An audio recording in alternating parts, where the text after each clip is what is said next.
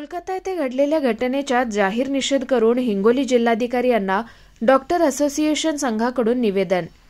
कोलकाता येथे महिला डॉक्टरवर बलात्कार करून अतिशय निघृण हत्या करण्यात आली।